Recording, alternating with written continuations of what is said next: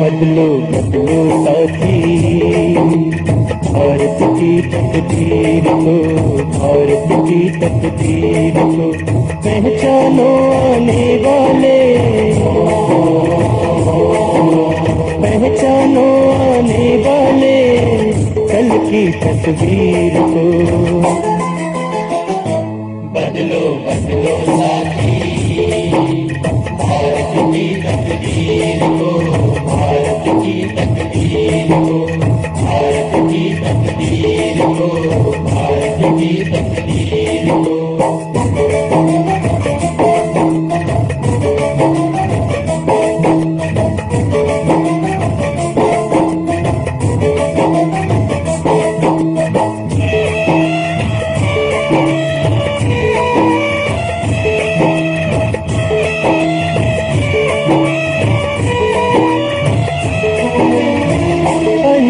देश का भाषा अपनी फिर क्यों सोच पराई, ये विदेश की कंपनियां घर में कैसे घुस आई। वक्त आ गया तोड़ो, वक्त आ गया तोड़ो लोहे की जंजीर को। बदलो बदलो साथी भारत की तकदीर को, भारत की तकदीर को, भारत की तकदीर को, भारत की तकदीर को।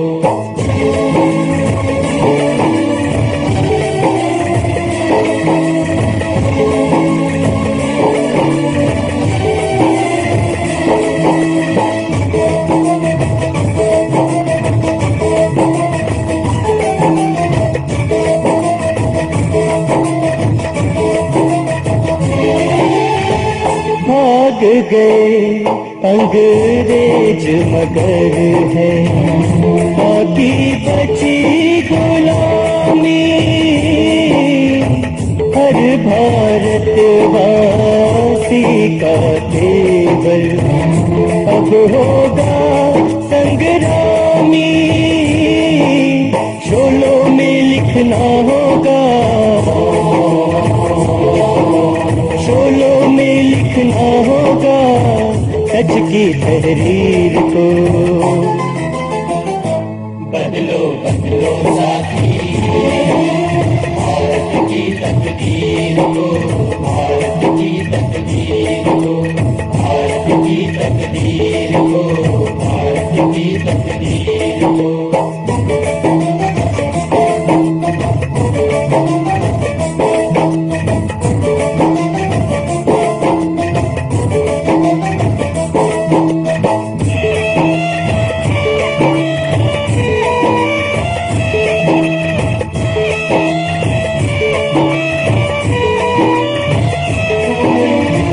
हमें नए भारत की फिर से कहनी नई कहानी।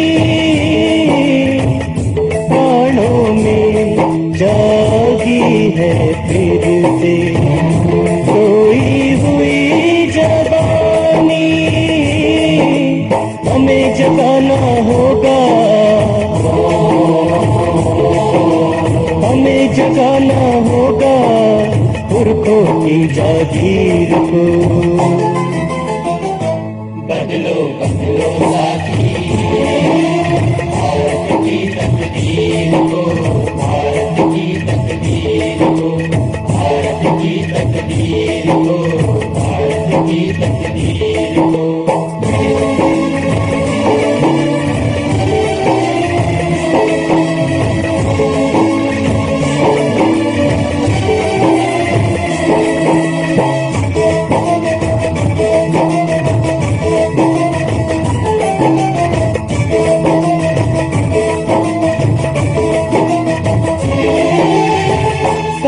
थी आखिर अपनी पूंजी, क्यों विदेश को जाए अपनी मेहनत अपना उद्यम, काम हमारे आए। सोच समझ फिर रखना, सोच समझ फिर रखना घर की तामीर को। बदलो बदलो साथी भारत की तकदीर को, भारत की तकदीर को, भारत की तकदीर को, भारत की तकदीर को। पहचानो आने वाले, पहचानो आने वाले कल की तस्वीर को। बदलो बदलो साथी भारत की तकदीर को, भारत की तकदीर को। बदलो बदलो साथी, भारत की तकदीर को, भारत की तकदीर, भारत की तकदीर को, भारत की तकदीर को।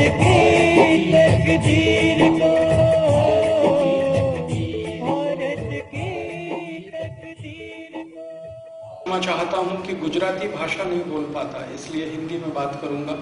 सरल हिंदी होगी, आसान होगी, आपको समझ में आएगी, ऐसा मेरा विश्वास है। भारत देश के ऊपर एक बहुत बड़ा संकट का समय है इस समय, विपत्ति है बहुत भयंकर, और उसके कुछ हमारे सामने दिखने वाले दुष्परिणाम भी हैं। ऐसे ही एक गंभीर विषय पर मैं आपसे बात करने जा रहा हूं, और वो विषय है वैल्यू एडेड टैक्स, मूल्य वर्धित कर। एक नए तरह का कर हमारे देश में लागू हुआ है। पिछले 1 अप्रैल 2005 से भारत देश के 22 राज्यों में ये कर का नया कानून लागू हुआ है। महाराष्ट्र राज्य में भी हुआ है। भारत में लगभग 30 राज्य हैं।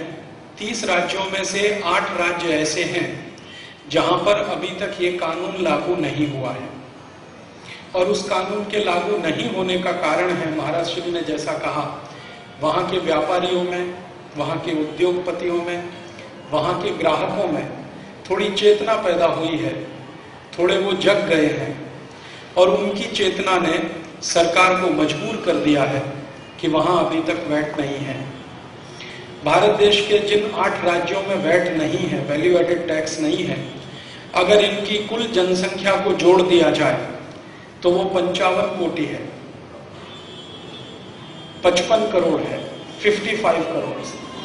भारत देश की कुल लोक संख्या 105 कोटि है सरकार के आंकड़ों के अनुसार। उसमें से 55 करोड़ की जो लोक संख्या है, 55 करोड़ की जो पॉपुलेशन है, वहां वैट नहीं है, वैल्यू एडेड टैक्स नहीं है। अर्थात आधे भारत देश में वैल्यू एडेड टैक्स नहीं है, आधे भारत देश में वैल्यू एडेड टैक्स है। ये जो वैल्यू एडेड टैक्स हमारे देश में आया है, इसके पीछे की जो मुख्य भूमिका है वो मैं आपसे शुरू में कहूंगा, और मेरा अभी का जो व्याख्यान होगा वो 2 हिस्से में मैं बांटूंगा। एक तो मैक्रो इकोनॉमिक एनालिसिस होती है, मोटी मोटी बातें, और एक माइक्रो इकोनॉमिक एनालिसिस होती है। व्याख्यान के बाद का हिस्सा माइक्रो इकोनॉमिक होगा, व्याख्यान के पहले का हिस्सा मैक्रो इकोनॉमिक होगा। और मैंने इस पर एक छोटा सा प्रेजेंटेशन आपको दिखाने के लिए लाया है। तो व्याख्यान का जो दूसरा हिस्सा होगा उसमें मैं एक सीडी, लैपटॉप और एलसीडी प्रोजेक्टर के माध्यम से आपको कुछ मुख्य बातें आपके ध्यान में बिठाने की कोशिश करूंगा। हमारे भारत देश में जहां ये वैल्यू एडेड टैक्स का कानून आया है, उसके बारे में 5-7 मिनट में कुछ मोटी मोटी बातें बता दूं। अभी थोड़े दिन पहले हमारे देश की संसद में बजट प्रस्तुत हुआ। फरवरी के महीने में हमारे देश के वित्त मंत्री श्री चिदम्बरम ने बजट प्रस्तुत किया। 2-2.5 घंटे का उनका बजट भाषण था। मैं हर साल बजट भाषण बहुत ध्यान से सुनता हूँ, और सिर्फ सुनता ही नहीं हूँ, उसके पेपर्स मंगाता हूँ। और उसको जानने समझने की कोशिश करता हूं, क्योंकि बजट पूरे एक साल की सरकार की आवक और सरकार की जावक, माने आया हुआ पैसा और खर्च किया हुआ पैसा, उसका तो बताता ही है। इसके अलावा देश की परिस्थिति क्या है वो माहिती भी बजट से मिलती है। इस बार का जब बजट भाषण में सुन रहा था तो हमारे देश के वित्त मंत्री चिदम्बरम ने बोलते बोलते बीच में कहा, now we are in debt trap. Budget भाषण बोलते बोलते बीच में एक वाक्य बोल दिया जो बहुत सरलता से हमारे सांसदों के कान से घुस के दूसरे से निकल गया, जबकि वो निकलना नहीं चाहिए था। उन्होंने बोल दिया, now we are in debt trap. अब हम कर्ज के दुष्चक्र में फंस चुके हैं, ये वित्त मंत्री ने कहा। ये जो एक शब्द है ना डेट ट्रैप, इसका मतलब क्या होता है? कर्ज का दुष्चक्र क्या होता है? कर्ज का दुष्चक्र होता है कि आपने कहीं से इतना ज्यादा कर्ज ले लिया, आपने कहीं से इतना ज्यादा कर्ज ले लिया है कि अब उसको वापस देने की ताकत आपकी नहीं है, और उस कर्जे का ब्याज भरने के लिए भी आपको कर्ज लेना पड़ रहा है। इन दोनों को मिलाकर परिस्थिति जो बनती है उसको डेट ट्रैप कहते हैं। भारत की सरकार ने इतना ज्यादा कर्ज ले लिया है कि उस कर्ज के मूलधन को वापस देने की ताकत अब नहीं बची है, और उससे भी ज्यादा खराब बात यह है कि उस कर्जे का ब्याज भरने के लिए कर्ज लेना पड़ रहा है। इस बात को कहते हैं now we are in debt trap. इस बार के बजट में मैंने ये जानने की कोशिश की कि भारत सरकार ने कितना कर्ज ले लिया है। तो हमारे भारत सरकार में क्या क्या आता है? भारत सरकार में केंद्र की सरकार, 30 राज्यों की राज्य सरकार और 30 राज्यों के नीचे जो म्युनिसिपल कॉरपोरेशनों की सरकार होती है, ये तीनों मिलाकर भारत सरकार बनती है। तो इस बार के बजट के आंकड़े बताते हैं, और बजट के एक दिन पहले सरकार ने एक इकोनॉमिक सर्वे संसद में पेश किया था, आर्थिक सर्वेक्षण। उसके आंकड़े बताते हैं कि हमारे देश में 3 स्तर पर, केंद्र सरकार, राज्य सरकार और म्युनिसिपल कॉरपोरेशन, इन तीनों के स्तर पर कुल कर्जा 18 लाख करोड़ रुपए हो गया है। 18 लाख करोड़, 18 लाख कोटि। अगर इसको आप कैलकुलेटर में लिखेंगे तो फेल हो जाएगा, क्योंकि कैलकुलेटर में सिर्फ 12 अंक आते हैं और इसमें 12 से ज्यादा अंक हैं। 18 लाख करोड़ रुपए के कर्जे का अर्थ होता है हर एक भारतवासी के ऊपर 18,000 रुपए का कर्जा। ये 3 स्तर पर है, केंद्र सरकार, 30 राज्यों की राज्य सरकार और म्युनिसिपल कॉरपोरेशन। केंद्र सरकार के ऊपर लगभग 6 लाख करोड़ रुपए का कर्जा है। राज्य की जो 30 सरकारें हैं उनके ऊपर लगभग 17 लाख करोड़ रुपए का कर्जा है। ये लगभग इतना विदेशी कर्ज हमारे ऊपर हो गया है। अनेक संस्थाओं से ये कर्ज हमने लिया है। विश्व बैंक से लिया है, अंतर्राष्ट्रीय मुद्रा कोष से लिया है, एशियन डेवलपमेंट बैंक से लिया है, अमेरिका से लिया है, जापान से लिया है, जर्मनी से लिया है, फ्रांस से लिया है, स्वीडन से लिया है, स्विट्जरलैंड से लिया है। तमाम पाश्चिमात्य देश, अनार्य देश जिनको हम कहते हैं महाराज श्री के शब्दों के अनुसार, सभी अनार्य देशों से हमने ये कर्ज ले लिया। अब संकट क्या है? हर साल इस कर्जे का ब्याज भरना है। सरकार के खजाने में पैसा नहीं है। महाराष्ट्र राज्य जिसमें आज हम बैठे हुए हैं, इस महाराष्ट्र राज्य के ऊपर 1 लाख कोटि रुपए से ज्यादा का कर्ज हो चुका है, 1 लाख करोड़ रुपए। और महाराष्ट्र सरकार का वित्त मंत्री श्री RR पाटिल ये बात को बार बार कह चुका है कि हमारी जो आमदनी होती है, महाराष्ट्र राज्य से मिलने वाला जो टैक्स है, जो टोटल टैक्स है, रेवेन्यू रिसीट है, वो हमारे खर्चे को पूरा नहीं कर सकता, क्योंकि टैक्स से होने वाली जो आमदनी है वो कर्जे के ब्याज में और कर्मचारियों की पगार में ही खर्च हो जाती है। महाराष्ट्र राज्य के कर्मचारियों की 1 साल की जो पगार है और महाराष्ट्र राज्य की सरकार का 1 साल का जो कर्ज का ब्याज है, दोनों में उनकी आवक पूरी समाप्त हो जाती है। तो विकास करने के लिए उनके पास 1 रुपया भी नहीं है। तो विकास के छोटे छोटे काम करने के लिए भी उन्हें कर्ज लेना पड़ता है, फिर उस कर्जे का ब्याज भरना पड़ता है, फिर उस ब्याज को भरने के लिए नया कर्ज लेना पड़ता है। ऐसा एक दुष्चक्र हमारे देश में शुरू हुआ है। इस दुष्चक्र की सबसे गंभीर बात है कि जिनसे हमने कर्ज लिया है, अब उनकी हर एक शर्त को मानने के लिए हमारी सरकार मजबूर है। हमारे देश के वर्तमान प्रधानमंत्री डॉक्टर मनमोहन सिंह ने अभी बजट सत्र में एक दिन व्याख्यान देते हुए कहा संसद में, लोकसभा में, कि जहां से हम कर्ज ले रहे हैं उनकी शर्तों को मानना हमारी मजबूरी है।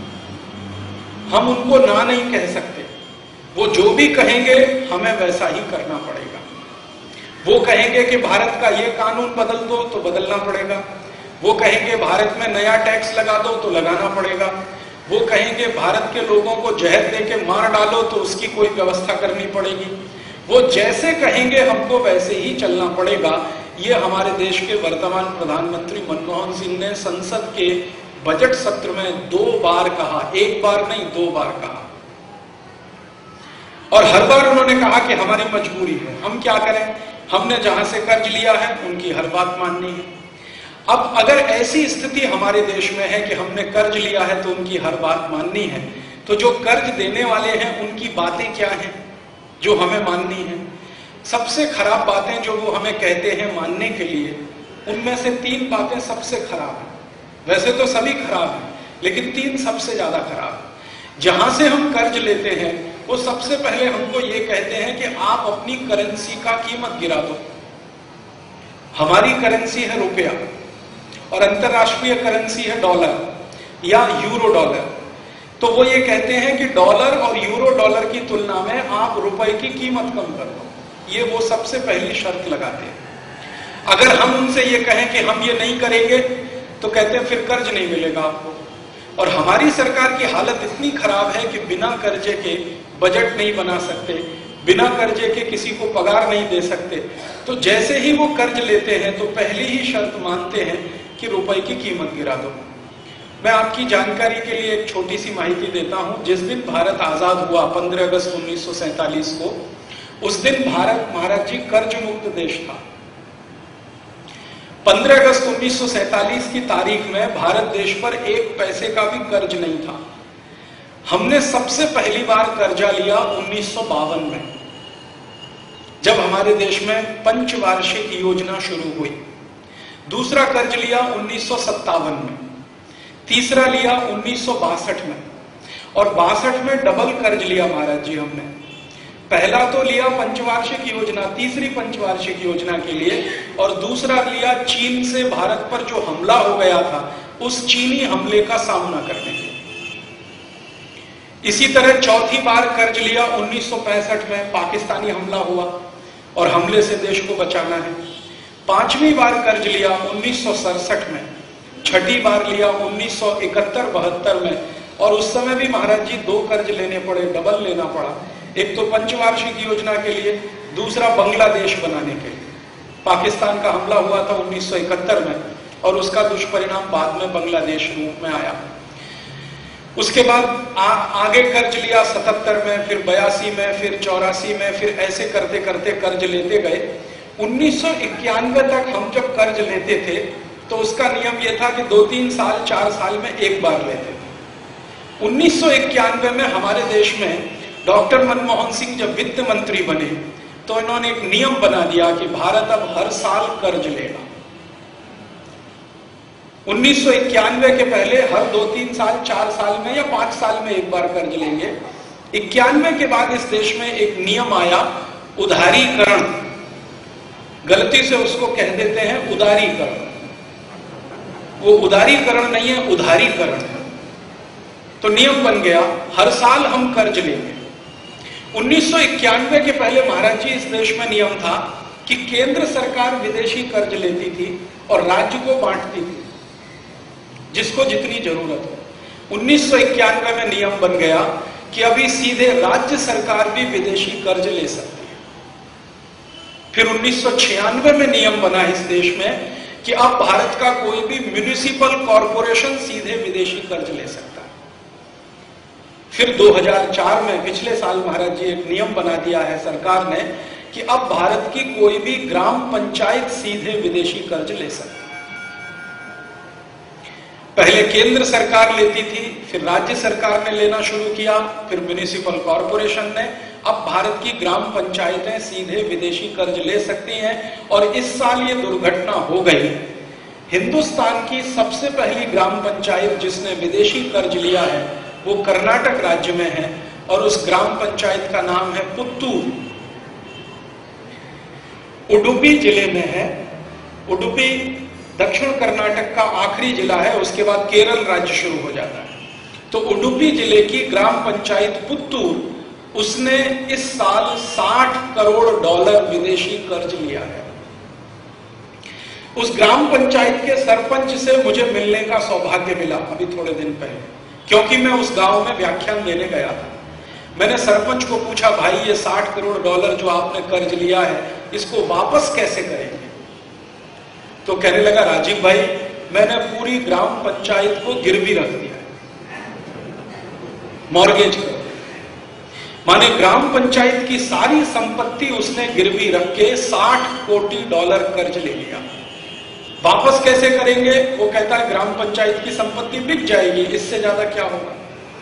मैंने पूछा ये कर्ज किसके लिए लिया है?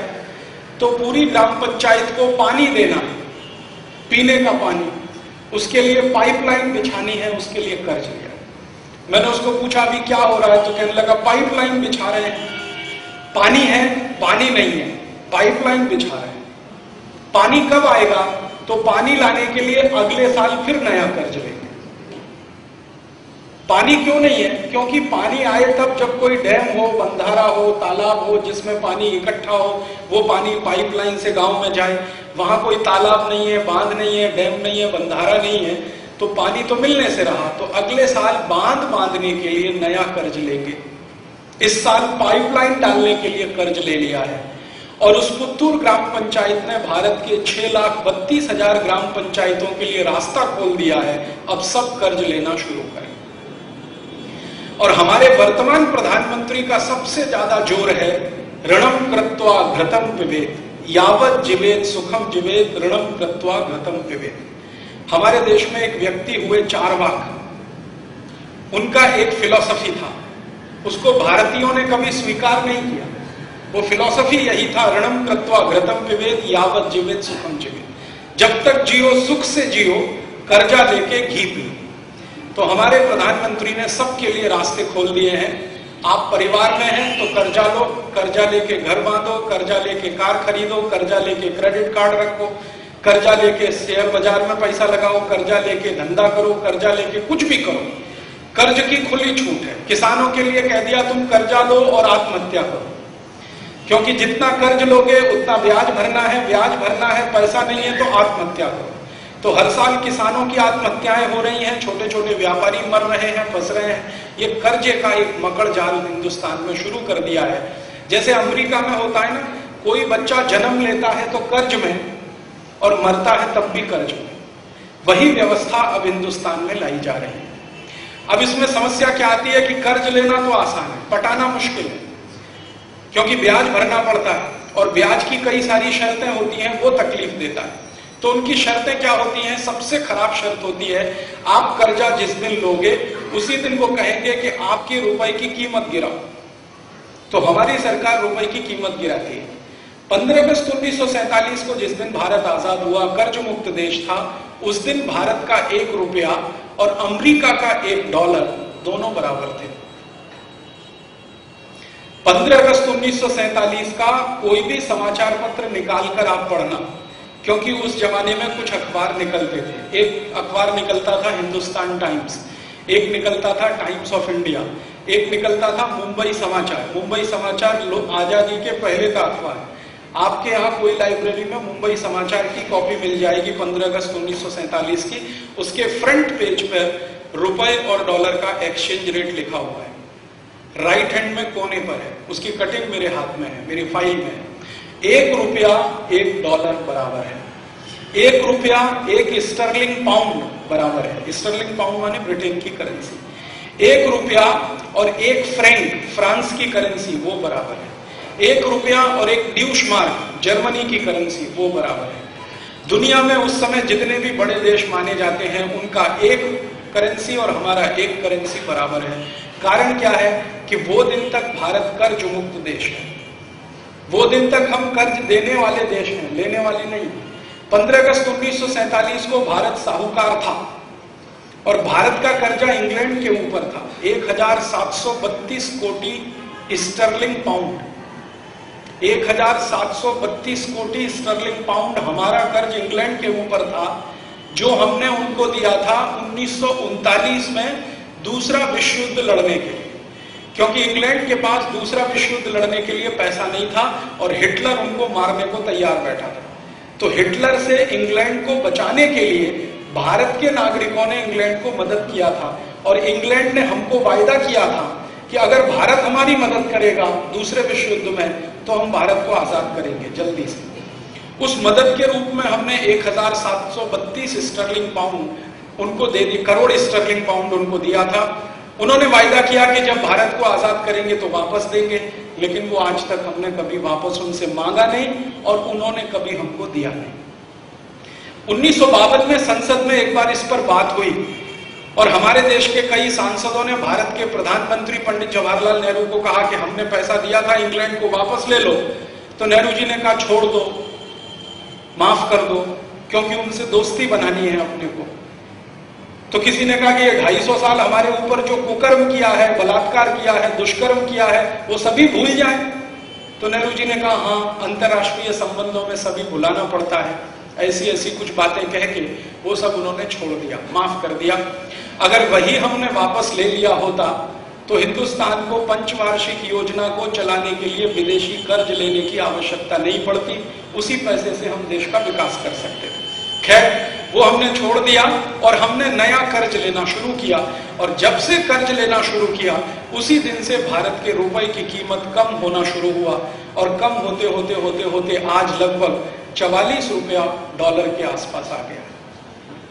मतलब क्या हुआ? मतलब सीधा सा ये हुआ कि हमारे देश के रुपए की कीमत 4400% कम हो गई। 4400% रुपए की कीमत गिर गई, 44 गुनी रुपए की कीमत कम हो गई। जब रुपए की कीमत कम हुई तो डॉलर की कीमत बढ़ी। इसका नुकसान क्या हो रहा है? इसका नुकसान ये हो रहा है कि हम जो दुनिया के बाजारों को बेच रहे हैं वो सस्ता बिक रहा है और हम जो दूसरे बाजारों से खरीद रहे हैं वो महंगा पड़ रहा है। हम जो बेचते हैं, एक्सपोर्ट जिसे हम कहते हैं, निर्यात जिसे हम कहते हैं, वो बहुत सस्ता जाता है। जैसे हम हीरे जवाहरात निर्यात करते हैं, सोने चांदी हीरे जवाहरात का सबसे ज्यादा निर्यात इस देश से होता है। महाराज जी, इस देश के लोग बड़ी मेहनत से हीरे की घिसाई करते हैं और वो हीरा दुनिया के बाजार में हर साल 45,000 करोड़ रुपए का बिकता है। एक दिन मैंने उसका हिसाब निकाला कि 45,000 कोटी रुपए का जो हीरा हम दुनिया के बाजार को बेचते हैं, ये कब, जब 44 रुपया $1 है तब। मान लो $1 1 रुपया होता तो जितना हीरा हम बेच रहे हैं इतना ही हीरा बेचकर हमको कम से कम 2.5 लाख कोटी रुपए मिलता, कम से कम। आज मिल रहा है मात्र 45,000 कोटी रुपए। मिलना चाहिए हमको 2.5 लाख कोटी रुपए, 2,50,000 कोटी रुपए हमें मिलना चाहिए। और अगर कुल निर्यात की बात करें, हीरे जवाहरात, सोना चांदी, चाय, कॉफी, पान और हमारे देश का बहुत अच्छे अच्छे किस्म के फल, बहुत अच्छी अच्छी सब्जियां, बासमती चावल, जो कुछ भी हम दूसरे देश को निर्यात करते हैं, ड्राई फ्रूट्स, काजू, किशमिश, बादाम, मुनक्का, मखाने, ये सब कुछ जो एक्सपोर्ट करते हैं, ये एक साल का लगभग 50 अरब डॉलर है। अगर रुपया डॉलर बराबर होता तो यही निर्यात लगभग 2500 अरब डॉलर का होता।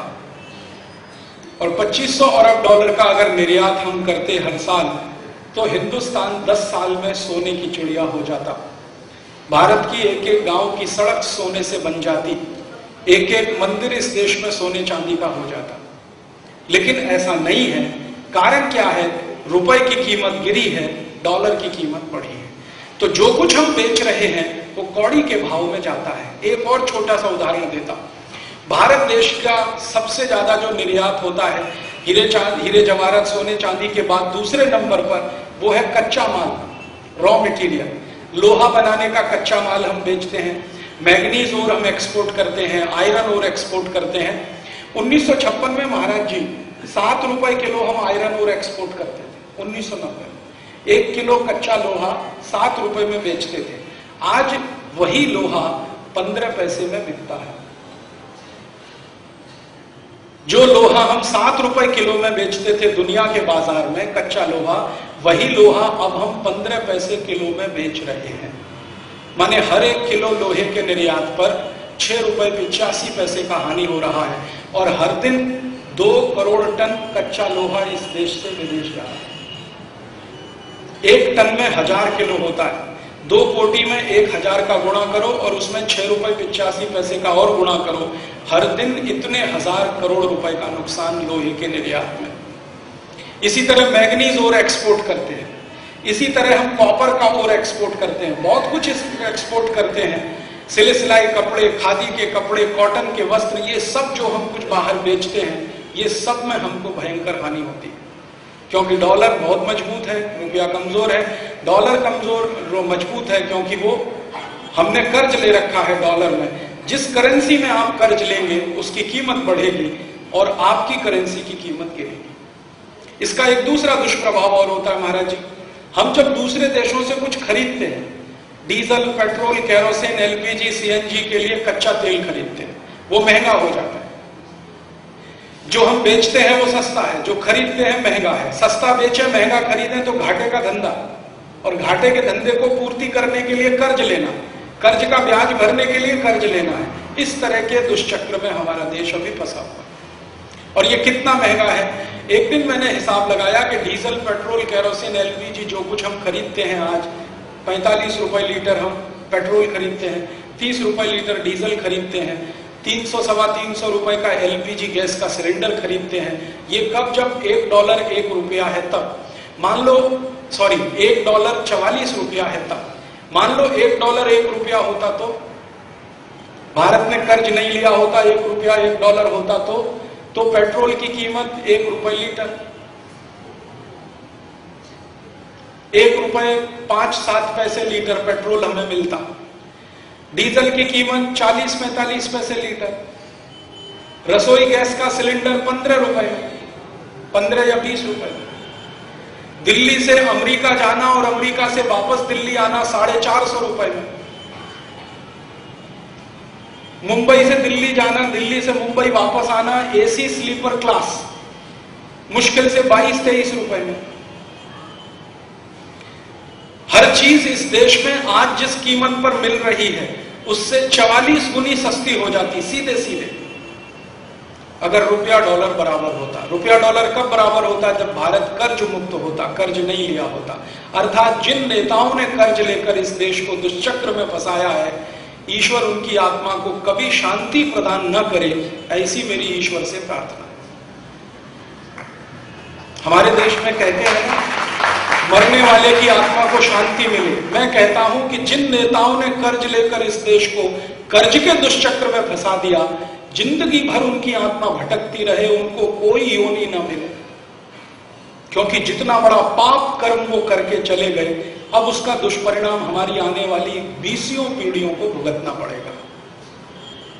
अब दुष्परिणाम क्या भुगतना पड़ रहा है? हम तो फंस गए कर्जे के चक्कर में।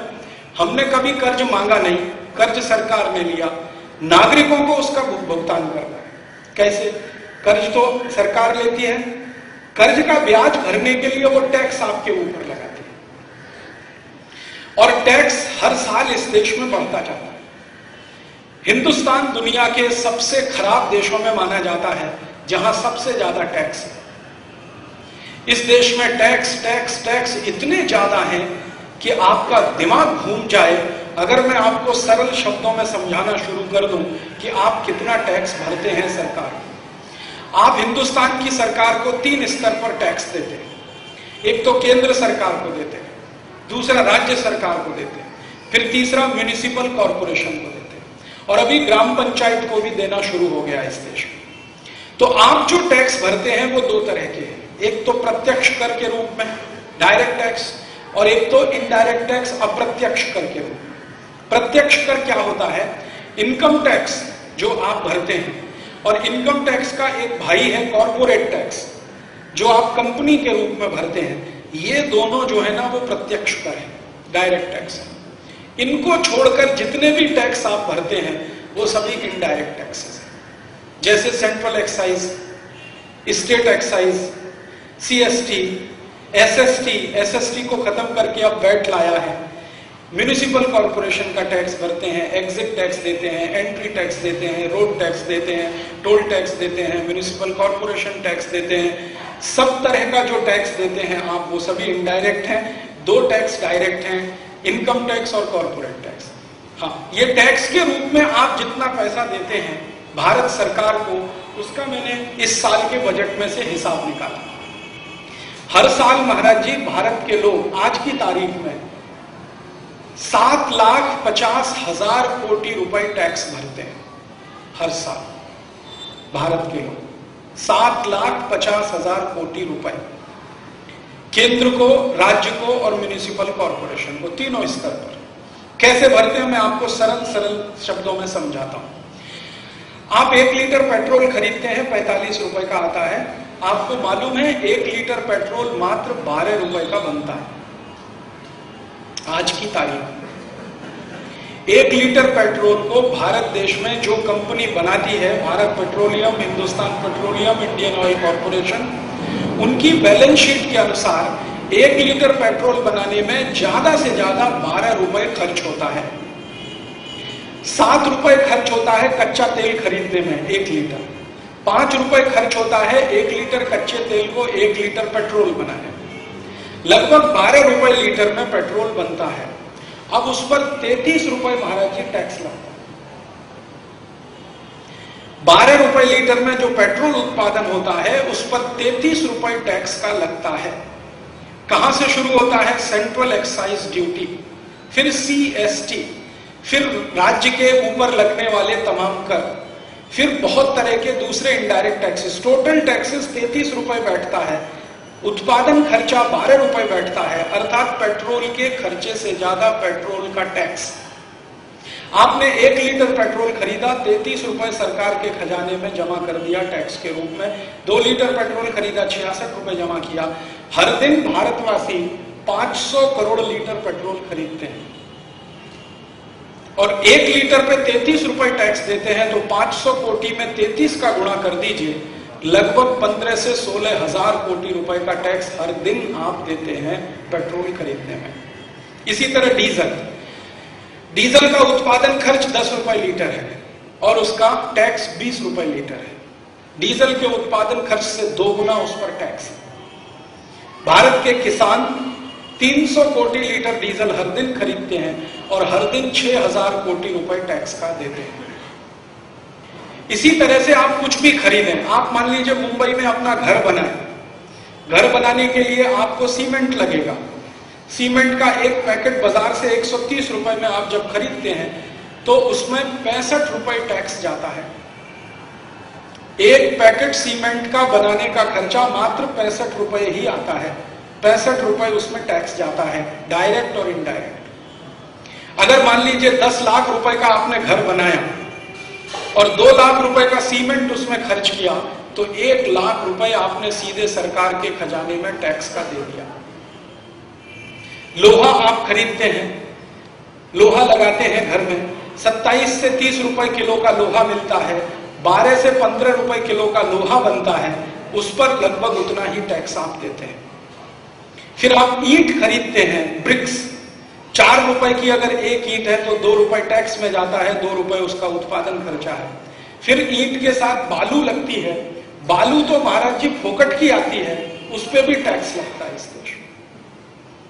बालू को कोई सरकार नहीं बनाती, वो ईश्वर देता है। पानी आता है बारिश का, पहाड़ों पे गिरता है, पहाड़ से बालू बहकर पानी के साथ आती है, नदी की तलहटी में जमा हो जाती है। वो बालू को सरकार हमें बेचती है, हमसे टैक्स भी लेती है, रॉयल्टी भी लेती है, बालू फोकट की होती है। फिर आप उसके बाद घर बन गया तो उसके बाद बिजली के तार डालते हैं, बिजली के तारों पर टैक्स है, बिजली के स्विच पर टैक्स है, बल्ब खरीदा, ट्यूबलाइट खरीदा, उस पर टैक्स है, बाथरूम बनाया, उसमें जो कुछ लगाया उस पर टैक्स है, रसोई घर बनाया, जो कुछ लगा उसमें टैक्स है। मैंने महाराज जी एक हिसाब निकाला कि 10 लाख रुपए का आदमी अगर घर बांधेगा तो कम से कम 5 लाख रुपए टैक्स में चला जाएगा। माने हर आदमी जो घर बांध रहा है वो सरकार को टैक्स भर रहा है, और घर बांधा तब आपने टैक्स दिया, अब घर बंद गया उसके बाद जिंदगी भर हाउस टैक्स अलग से देना है, वो जिंदगी भर देना है, और वो स्क्वायर फीट के हिसाब से देना है। और उस घर के नीचे सड़क पर चलना है तो उसका टैक्स अलग से देना है आपको। सड़क पर अगर गाड़ी चलानी है तो उसका टैक्स अलग से देना है। जिस दिन आप गाड़ी खरीदेंगे उस दिन एडवांस में सरकार पूरा टैक्स आपसे ले लेती है। अब वो रोड टैक्स के नाम पे आप दे देते हैं, फिर वही गाड़ी को जब सड़क पर लेकर जाते हैं तो टोल टैक्स अलग से भरना पड़ता है। और वो टोल टैक्स का तो इतना बुरा हाल है महाराज जी, मुंबई से अगर पूना चले जाएं एक्सप्रेस हाईवे से तो 140 रुपए टोल टैक्स, 140 रुपए जाना, 140 रुपए आना। जितना डीजल खर्चा नहीं होता उससे ज्यादा उस पर टैक्स लग जाता है। रोड टैक्स दिया, फिर टोल टैक्स की क्या जरूरत है? टोल टैक्स अलग से देना है, रोड टैक्स अलग से देना है, फिर उसमें सरचार्ज अलग देना है, सेस अलग देना है। इतने इतने तरह के टैक्स सरकार हमसे ले रही है, फिर भी सरकार का पेट नहीं भर रहा है, फिर भी पेट नहीं भर रहा है। हर साल कोई नया टैक्स, हर साल कोई नया टैक्स, हर साल कोई नया टैक्स, हर साल कोई नया टैक्स। और मैं सरकार के नेताओं से जब बात करता हूं कि आपको शर्म नहीं आती है, चुल्लू पर पानी में डूब मर जाओ तुम सब लोग, इतने हरामखोर हो, हम तुमको हर साल 7.5 लाख कोटी रुपए टैक्स भरते हैं और तुम हमको बीज नहीं दे सकते, बिजली नहीं दे सकते, पानी नहीं दे सकते, रहने को घर नहीं दे सकते, चलने को सड़क नहीं दे सकते, खाने को रोटी नहीं दे सकते। ऐसे हाल इस देश में। 105 करोड़ की प्रजा में 44 करोड़ की प्रजा ऐसी है महाराज जी जो शाम को भोजन नहीं कर पाती। वो संयम से भोजन छोड़ दें बात अलग है, खाने को चाहिए लेकिन है नहीं इस देश में उनके पास। 50% आबादी हमारे देश की है जिसके लिए शिक्षा की कोई व्यवस्था नहीं है। महाराज जी 20 करोड़ परिवार इस देश में रहते हैं, जिनमें से 14 करोड़ परिवारों की माताओं बहनों को बैठने के लिए संडास की व्यवस्था नहीं है इस देश में। 14 करोड़ परिवार, वो परिवार की माताओं बहनों को सब पर बैठना पड़ता है खुले में संडास के लिए। 3.5 लाख गांव हैं इस देश में जहां रोज पीने का पानी नहीं मिलता है। पीने का पानी सप्ताह में 1 दिन या सप्ताह में 2 दिन अधिक से अधिक मिलता है। और कई गांव तो ऐसे हैं जहां पीने का पानी लेने के लिए 10 मील पैदल जाना पड़ता है, तब एक माटला पीने का पानी मिलता है। कई परिवारों की माताओं को सवेरे 3 बजे पानी लेने जाना, 6 बजे तक पानी लेके आना, खाना बना के फिर 8-9 बजे पानी लेने जाना, दोपहर 2 बजे तक पानी लाना, फिर शाम का खाना बनाना, फिर पानी लेने जाना, फिर वापस आना। जिंदगी उनकी पानी लाने में ही बीत जाती है। और मैंने अभी थोड़े दिन पहले भारत सरकार के एक कानून मंत्री को पत्र भेजा था और उनको मैंने पूछा था कि भारत में सबसे ज्यादा जो मुकदमे होते हैं वो किस बात पर होते हैं, तो उन्होंने कहा पानी के झगड़े में सबसे ज्यादा मुकदमे इस देश में होते हैं। नल के सामने सबका बाल्टी लगा हुआ है, पहले मुझे लेना कि पहले तुम्हें लेना, इसी में झगड़ा होता है और इसी में FIR होती है। माने जिंदगी की सबसे बुनियादी जरूरत है पीने का पानी, सांस लेने को हवा, वो हमारे देश की सरकार हमारे लाखों गांवों को नहीं दे पा रही है। इनको 7.5 लाख करोड़ रुपए टैक्स लेने का अधिकार क्या है? ये बात जब मैं उनसे कहता हूं, नेताओं के मुंह से कोई बात नहीं निकलती है, जवाब नहीं देते हैं। मैं कहता हूं उनको कि भाइयों तुम्हारी उस दिन तक जय जयकार है जिस दिन तक इस देश की प्रजा सो रही है। जिस दिन उसको मालूम हो गया कि 7.5 लाख कोटी रुपए वो टैक्स भरते हैं और उसके बाद पीने का पानी नहीं मिलता, चलने को सड़क नहीं मिलती, खाने को रोटी नहीं मिलती, वो आपकी बोटी नोच के खा जाएंगे इस देश में।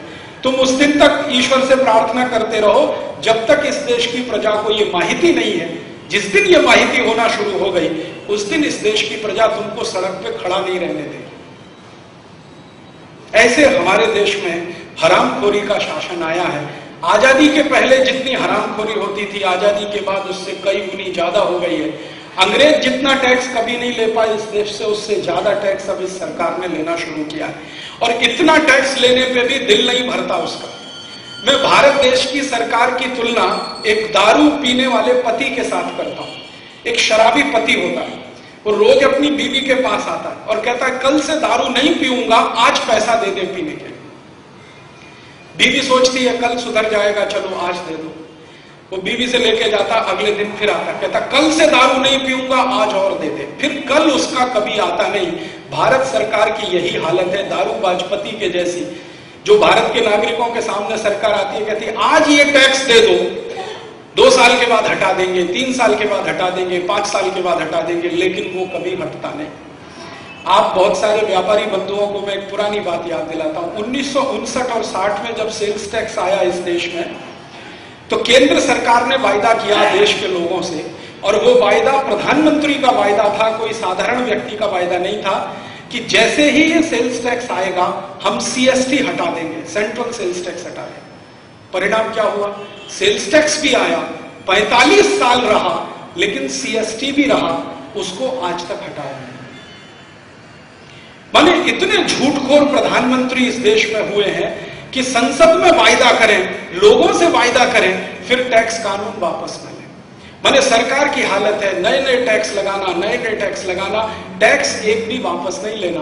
और टैक्स ज्यादा से ज्यादा जब लगता है किसी देश में, उसका एक ही दुष्परिणाम होता है, जिस समाज पर ज्यादा से ज्यादा टैक्स होता है वो समाज की वास्तविक आमदनी कम से कम होती है, रियल इनकम जिसको हम कहते हैं।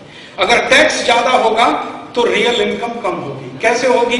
आप जितनी कमाई कर रहे हैं वो आपकी जेब में नहीं रहेगी, टैक्स के रूप में सरकार के खाते में जाएगी। और सरकार हमारे लिए गए टैक्स के पैसे से न कभी मंदिर बनाती है, न कभी धर्मशालाएं बनाती है, न कभी पानी की व्यवस्था करती है, न भारत के गरीब लोगों की कोई मदद करती है। वो टैक्स का पैसा जो हम देते जाते हैं, देते जाते हैं, देते जाते हैं, उसका सबसे ज्यादा खर्चा कहां होता है? विदेशी कर्जे का ब्याज भरने में, और हिंदुस्तान के राष्ट्रपति से लेकर और जो चतुर्थ क्लास कर्मचारी है, कारकुन, उसकी पगार भरने। हमारे भारत देश में ब्याज का खर्च इतना ज्यादा हो गया, हर साल 1.5 से पौने 2 लाख कोटि रुपए का हम ब्याज भरते हैं। ऊपर से राष्ट्रपति से लेकर और नीचे चतुर्थ क्लास कर्मचारी तक को पगार का जो खर्चा है, आप सुनेंगे तो पागल हो जाएंगे। भारत के राष्ट्रपति का 1 साल का खर्चा 25 कोटि रुपए। जब ये राष्ट्रपति बैचलर है,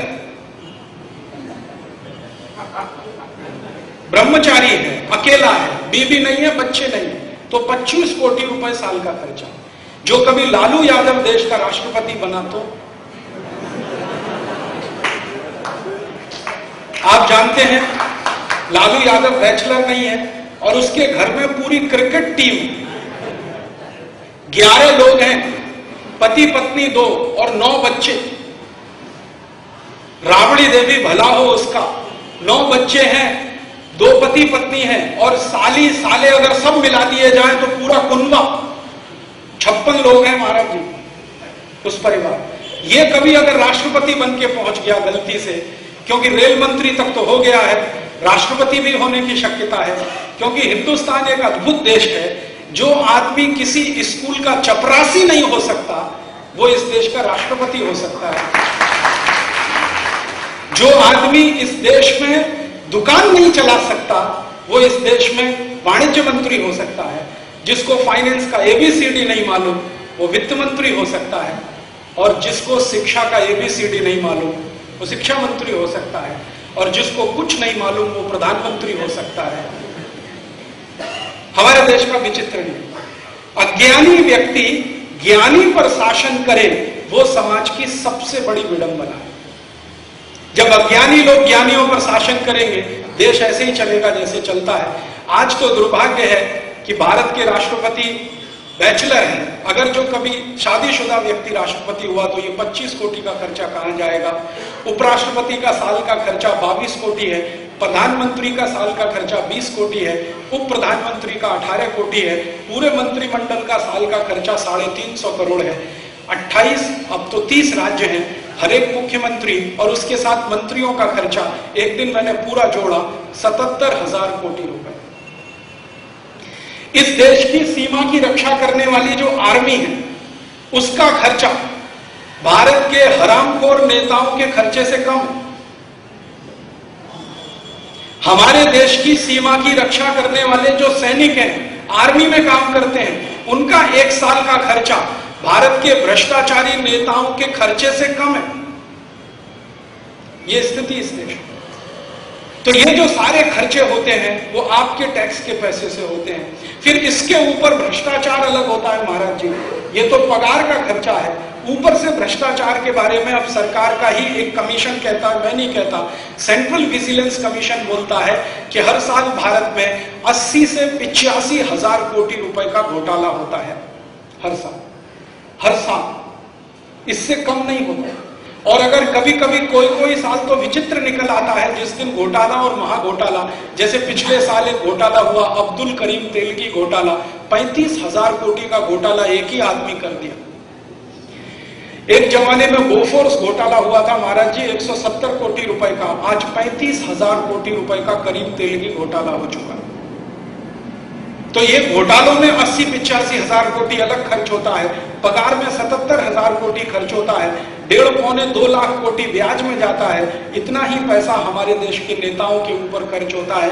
फिर इसके बाद हमारे देश की आर्मी, एयरफोर्स, नेवल फोर्स के ऊपर कुल खर्चा होता है। तो सरकार की पूरी आमदनी इसी में चली जाती है। फिर विकास का छोटा सा भी काम करते हैं तो नया कर्ज लेते हैं और फिर कर्जे के चक्कर में फंसते हैं। अब मैं मूल विषय पे आता हूं, ये तो हुई भूमिका। अब जो कर्ज देने वाले देश हैं वो हम पर नई नई शर्तें लगाते जाते हैं। एक शर्त लगा दिया रुपए की कीमत गिराओ, अब दूसरी शर्त लगा दिया गेट करार साइन करो, WTO एग्रीमेंट साइन करो, विश्व व्यापार संगठन समझौते को मानो, तुम्हारे हित के विरुद्ध है तो भी मानो।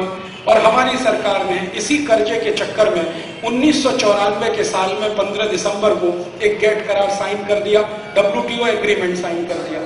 उसकी शर्तें हैं लगभग 2000। गेट करार में, WTO एग्रीमेंट में 2000 शर्तें हैं, 2000 से थोड़ी ज्यादा हैं, कम नहीं। और उन 2000 शर्तों के लिए 28 अध्याय उसमें बने हुए हैं, 28 चैप्टर है।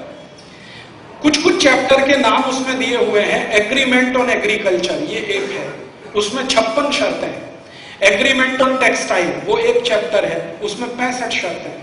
एग्रीमेंट ऑन ट्रिप्स एक चैप्टर है, उसमें 78 शर्तें हैं। ऐसे 28 अध्याय हैं, कुल 2000 शर्तें हैं। उन्हीं में से महाराज जी एक शर्त है, और वो शर्त ये है कि गेट करार साइन करने वाले देशों में जो टैक्स का स्ट्रक्चर होगा, बहुतांश माने ज्यादा से ज्यादा देशों में जो टैक्स का स्ट्रक्चर होगा वही दूसरे देशों को भी लागू करना पड़ेगा। ये उसमें एक शर्त है। अब देखिए, गेट करार सही किए हुए देश हैं लगभग 124, एक और भी है 124 देशों में जो ज्यादा से ज्यादा देशों में टैक्स का स्ट्रक्चर होगा वही भारत को भी लागू पड़ेगा। तो ये जो देशों ने गेट करार सही किया है उसमें से एक देश को छोड़कर, एक देश माने अमेरिका को छोड़कर सभी देशों में वैल्यू एडिड टैक्स है, तो भारत को भी यही टैक्स लागू करना पड़ेगा। यह है उसकी शर्त। अब गेट करार सही हमने किया 15 दिसंबर 94 को, उसके लागू होने की तारीख 1 जनवरी 2005, और भारत सरकार ने घोषणा किया कि 1 अप्रैल 2005 से हम वैट को लाएंगे। माने गेट करार की शर्त को पालन करने के लिए भारत सरकार एक नया कानून लाई है जिसका नाम है value added tax. Value added tax का कानून बनाने के लिए हमारी सरकार ने एक समिति की स्थापना किया। उस समिति का अध्यक्ष बनाया असीम दास गुप्ता, पश्चिम बंगाल के वित्त मंत्री हैं, फाइनेंस मिनिस्टर। मैंने एक बार उनको एक लेटर भेजा था, खत भेजा था कि आप ये जो वैट का कानून ला रहे हैं वो किसके लिए ला रहे हैं? हमने कभी बोला नहीं, भारत की प्रजा ने कभी मांग नहीं किया कि हमारे ऊपर वैट लाओ। भारत के व्यापारी और उद्योगपतियों ने कभी मांग नहीं किया कि हमारे ऊपर वैट लाओ। भारत के शेतकरी बांधवों ने, खेडूतों ने कभी मांग नहीं किया हमारे ऊपर वैट लाओ। भारत की प्रजा मांग करती नहीं है, व्यापारी उद्योगपति मांग करते नहीं है, तो फिर आप लाते किसके लिए? तो कहने लगा हम WTO की कंडीशन पूरी करने के लिए वैट लाते हैं। तो ये WTO की कंडीशन में वैट है, इसलिए सरकार लाई है। अब मैंने एक बार असीम दास गुप्ता को एक पलट प्रश्न किया जिसका आज तक उत्तर नहीं दिया कि ठीक है, WTO की कंडीशन है तो भारत को वैट लाना है, अमेरिका को क्यों नहीं लाना? अमेरिका ने भी WTO साइन किया है, अमेरिका भी विश्व व्यापार संगठन समझौते का सदस्य है, तो अमेरिका तो वैट लाता नहीं है, आप क्यों वैट ला रहे हैं? इसका आज तक उत्तर नहीं है। मैंने इसका उत्तर जानने की कोशिश की कि अमेरिका नाम के देश ने वैट क्यों नहीं लाया आज तक, क्योंकि अमेरिका तो बहुत प्रोग्रेसिव देश है ना, बहुत मॉडर्न देश है, बहुत आधुनिक देश है, बहुत प्रगतिशील देश है, बहुत तेजी से तरक्की पसंद देश है। अगर इतना तरक्की पसंद देश है, इतना प्रगतिशील है, इतना तेजी से आगे बढ़ने वाला है, तो वो वैल्यू एडिड टैक्स क्यों नहीं लाया अपने देश में अभी तक? ये जानने की जब मैंने कोशिश की तो मुझे माहिती मिली कि अमेरिका की संसद में पिछले 20 साल से बहस हो रही है, लेकिन वैट का कानून लागू नहीं हो रहा। बहस हो रही है, कानून लागू नहीं हो रहा है। कारण क्या है? अमेरिका में दो राजकीय पक्ष हैं, एक रिपब्लिकन, एक डेमोक्रेट। दोनों राजकीय पक्ष के जो सांसद हैं, मेंबर ऑफ पार्लियामेंट, वो बहस कर रहे हैं संसद में, कानून नहीं लागू कर रहे हैं। उनमें से एक MP है, उसको मैंने ईमेल किया, उसका नाम है फ्रैंक पॉलन। मैंने उसको एक ईमेल किया और पूछा कि आपके देश की संसद में 20 साल से बहस होती है, आप वैट क्यों नहीं लाते हैं? और WTO की भी कंडीशन है, फिर भी आप वैट नहीं लाते हैं, इसका कारण क्या है? फ्रैंक पॉलन ने कहा कि हमारे देश में अगर हम वैट लाएंगे तो हमारी आर्थिक व्यवस्था टूट जाएगी, इसके लिए हम वैट नहीं लाते हैं। मैंने उसको पूछा आपकी आर्थिक व्यवस्था कैसे टूट जाएगी? वो कहता है कि हमारा देश अमेरिका कैसा देश है, हमारे यहाँ कोई वस्तु जब बनती है किसी कारखाने में और ग्राहक के हाथ में जब पहुंचती है तो कम से कम 3-4 बार वो अलग अलग लोगों के पास से गुजरती है। वो स्टॉकिस्ट हो सकता है, डिस्ट्रीब्यूटर हो सकता है, एरिया रिटेलर हो सकता है, रिटेलर हो सकता है। और वैल्यू एडेड टैक्स की डेफिनेशन है कि कोई वस्तु जितनी बार बिके, जितनी बार उसमें वैल्यू एडिशन हो, जितनी बार उसमें मूल्य का बढ़ना हो, उतनी बार उस पर टैक्स लगे। तो वो कहते हैं कि अमेरिका में माल बनाने से माल बिकने तक 3-4 चरण में वस्तु घूमती है। अगर हम वैट लाएंगे उसकी कीमत बढ़ जाएगी, कीमत बढ़ेगी, इन्फ्लेशन बढ़ेगा, इन्फ्लेशन बढ़ेगा तो हमारी सरकार का फिस्कल डेफिसिट बढ़ेगा, फिस्कल डेफिसिट बढ़ेगा तो अमेरिका की इकोनॉमी कोलैप्स हो जाएगी, इसलिए हम वैट नहीं लाते। एक बात। दूसरी बात उसने कही, हमारा जो संविधान है अमेरिका का, वो राज्यों के विशेष अधिकार की बात करता है और अमेरिका में 50 राज्य है। हर एक राज्य को उतनी ही ताकत है जितनी अमेरिका की सरकार को। ये जो यूनाइटेड स्टेट्स ऑफ अमेरिका है, ये अमेरिका की केंद्र सरकार है और अमेरिका में 50 राज्यों की राज्य सरकार है। केंद्र सरकार राज्य सरकार के अधिकार बराबर है। केंद्र को कुछ टैक्स लेने का अधिकार है तो राज्य को भी विशेष टैक्स लेने का अधिकार है। और अमेरिका के संविधान में बिक्री कर, सेल्स टैक्स, राज्य के विशेष टैक्स के अधिकार कानून में आता है और वैट लाने से वो सेल्स टैक्स हटाना पड़ता है, राज्यों के अधिकार खत्म होते हैं। इसलिए वो कहते हैं हम हमारे संविधान का उल्लंघन नहीं कर सकते, इसलिए वैट नहीं लाते। वो कहते हैं हमारा संविधान संघीय संविधान है, फेडरल कॉन्स्टिट्यूशन है, तो हम इसलिए वैट नहीं लाते हैं। ये दो बातें, ये दोनों बातें भारत पे भी लागू होती है। भारतीय संविधान भी फेडरल कॉन्स्टिट्यूशन है, बस इतना ही अंतर है कि भारत में एक केंद्र सरकार है और 30 राज्य सरकार है। अमेरिका में एक केंद्र सरकार है, 50 राज्य सरकार है। नंबर का फर्क है, दोनों ही जगह राज्यों को विशेष अधिकार है और भारतीय संविधान में भी बिक्री कर का विशेष अधिकार राज्य को है, लेकिन हमारी सरकार उसका उल्लंघन करके वैट ला सकती है। अमेरिका की सरकार कहती है हम संविधान का उल्लंघन नहीं कर सकते। फिर मैंने फ्रैंक पॉलन को पूछा, अगर आपके संविधान का आप उल्लंघन नहीं कर सकते तो WTO की शर्त का उल्लंघन कैसे कर सकते हैं? तब उसने मुझे बताया कि हमने WTO को साइन करने के पहले हमारे संविधान में एक संशोधन किया है और वो संशोधन ये है कि जब भी अमेरिका का संविधान और दुनिया का कोई भी समझौता एक दूसरे के विपरीत होंगे, हमेशा तब अमेरिका का संविधान ही लागू होगा, समझौते की कोई ताकत नहीं होगी। Always American constitution will prevail. कोई इंटरनेशनल ट्रीटी और अमेरिकन कॉन्स्टिट्यूशन का झगड़ा होगा, then always American constitution will prevail. Frank Pallone ने मुझे ये कहा, यही बात मैंने भारत के 2 मंत्रियों को कही, और वो दोनों पूर्व प्रधानमंत्री हैं, कि आपको इतनी अकल नहीं थी WTO साइन करने के पहले। अमेरिका के लोगों को ये अकल है कि संविधान संशोधन कर लिया, और संशोधन ऐसा किया कि अंतर्राष्ट्रीय संधि और अमेरिका का संविधान में झगड़ा है, तो संविधान अमेरिका का महत्वपूर्ण है, संधि का कोई महत्व नहीं है। ये भारत में भी अगर हम करते तो हमारे ऊपर ये वैट लागू नहीं होता। तो जिस व्यक्ति को मैंने महाराज जी ये कही थी, वो व्यक्ति मुझको बोला अंग्रेजी भाषा में, वो भारत का एक्स प्राइम मिनिस्टर है, वो कहता बेगर्स हैव नो चॉइस।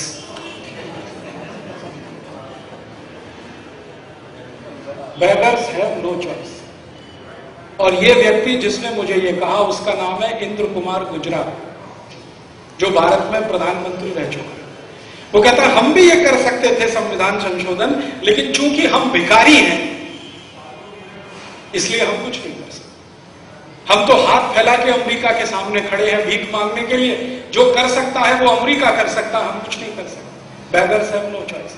तो इस कारण से हमने तो संविधान संशोधन बिना किए गैट करार सही कर दिया, तो गैट की हर एक शर्त हमारे ऊपर अब भारी पड़ने वाली है।